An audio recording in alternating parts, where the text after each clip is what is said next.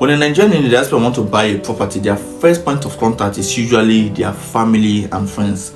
But then, family and friends have not been living up to expectation. We have seen in recent times how family have betrayed their loved ones.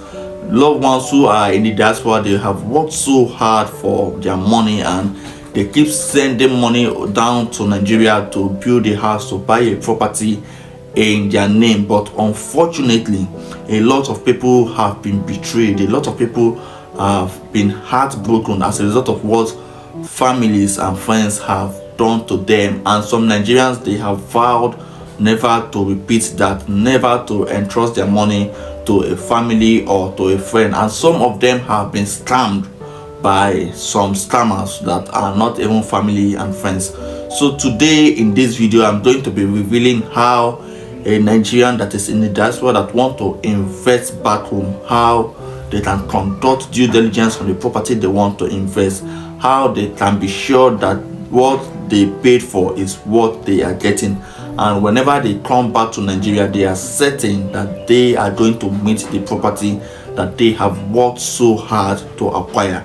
If you are meeting me for the first time, my name is Chris Asika. Please do to subscribe to our channel, click on the bell notification so you'll be notified when we post new videos, and also do to give this video a thumbs up.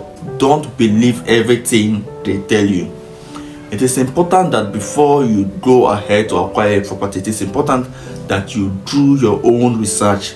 Don't believe everything that a friend or a relative is telling you. We are in a digital age now where you can make your own research. It is important that you do your own research so that if what they are telling you is true, you know when they are lying to you. It is very funny how a lot of Nigerians, they entrusted their family to buy properties in their name. They will send money to their family to help them buy a piece of land, which they will tell them they have bought the piece of land. They didn't even see the land in question. After buying the piece of land, the documents for the land which they bought, and they claim they bought it in your name, the person who bought it will not even see the document, and now that person will now start sending money down to the family to build a house on a land that does not exist. It is so funny. We are in a digital age now, and there are some things that are not supposed to be happening, but they are happening. So if you send money to your family to buy a piece of property, which I don't usually encourage, if you send money to them and they told you that they have bought the property, ask to see the document and ask them to use DHL and send the document to you wherever you are, because anybody that have custody over your land documents can sell the property at any time. Next is, if you are not in Nigeria, if you're in the diaspora, by all means avoid buying land from natives, because native land comes with a lot of challenges. It comes with a lot of problems, and since you are not physically available to handle those challenges, you might be surprised that if you buy a land, before you come back, maybe after some years, you will discover that the land which you bought, someone else have built a house on top of the land which you bought. So it is important you avoid buying native land. You buy from a reputable real estate company. If you want to come back in the next 10 years and you are certain that your land which you bought years back is still there, then buy from a reputable real estate company. The next is to work with trusted professionals. Instead of handing over the responsibility of getting for yourself a property here in Nigeria, instead of handing that responsibility to your brother or to your sibling, it is important that you work with trusted professionals, and then you ask your brothers to follow up with what they are doing. You can ask your brothers to go with them for site inspection, so that as you are getting a report from the real estate consultant, you are also getting a report from your brother. But instead of giving them that responsibility to carry it out entirely, it is best if you work with a trusted professional and you ask your siblings to follow up with what they are doing. By trusted professionals, I mean a real estate consultant, a lawyer, and even a surveyor. You can ask the real estate consultant to take your siblings to site and show them the property, while the duty of the surveyor is to chart the property that you want to buy, to chat it in the survey general office to know if that property is free or not. I'm not saying that you shouldn't entrust the responsibility of getting yourself a property to your siblings, but then don't put them on the driver's seats.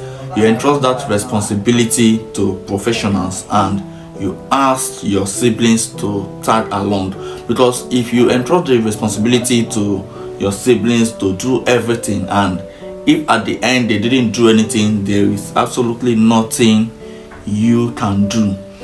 The worst you can do is you try to arrest them and the family will call a meeting, and after everything they will put up peace between you and your siblings, and that is the end. The next is to buy from a reputable real estate company, a company with good track record, a company that have delivered excellent. You conduct a company due diligence on the company you want to buy. The people that have bought from that company, what are they saying about the company? Because if they have not satisfied their client in the past, there is chances that they are not going to satisfy you. And some of all this information are things that we can get online, because most of all these companies, they are on Google. We can get some reviews about what people are saying about the company on Google. So it's important to conduct a due diligence on the company. The company that you want to buy, are they registered with the Corporate Affairs Commission? Who owns the company?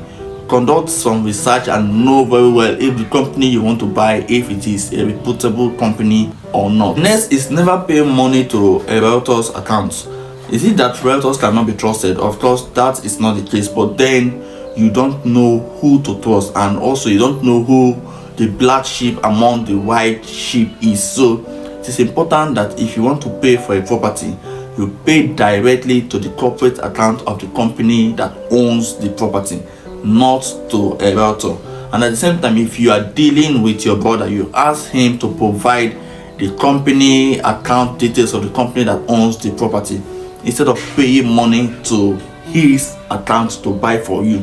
You pay directly to the company's account and you ask him to go ahead with processing of the document. The next is to always conduct a visual site inspection. If the person that is representing you is a realtor, you ask him to conduct a visual site inspection for you, whereby they can show you via video call the place where you want to buy. It is important you also ask the person to start from a point that is familiar to you. For instance, where you want to buy the property is in Port Harcourt and you know Rumokoro very well. It's important you ask the person to start that video call from Rumokoro while they drive down to the place where they want to sell a property to you. So always ask for video call. Pictures can lie, but it is not very easy to lie with videos. So it is important you ask them to do a video call so you can see where they are going. If maybe you are building a house, it is important you ask them to always do video call when they are on site so you can see the house that they are building. If they are going to buy material, when they get to the place where they want to buy the building material, you do a video call. You do a video call while they are loading the materials, and at the same time while they are offloading it in the site. It is important you do all this. Like I said when I started, don't believe everything that they are telling you. Always demand for transparency in everything that they are doing. The next is to always have a third party. If you are sending money to your siblings to build a house, or you're sending money to them to buy a property, make sure that someone else is aware of what is transpiring between you and your siblings.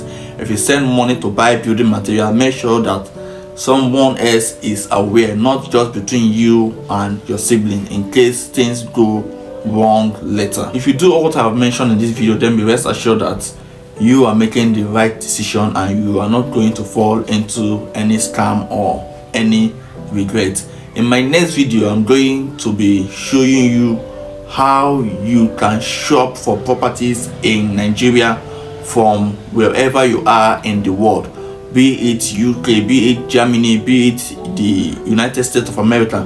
Wherever you are in the world, you can shop for properties in Nigeria. Just the way you buy things online, you can also buy properties online in Nigeria from the comfort of your home. You can buy landed properties in Nigeria without involving your family, I'm going to be showing that to you in my next video. So expect that video from this channel. Make sure you're subscribed to this channel and also click on the bell notification so you'll be notified when I post that video. Till I come your way next time, my name is Chris Aseka.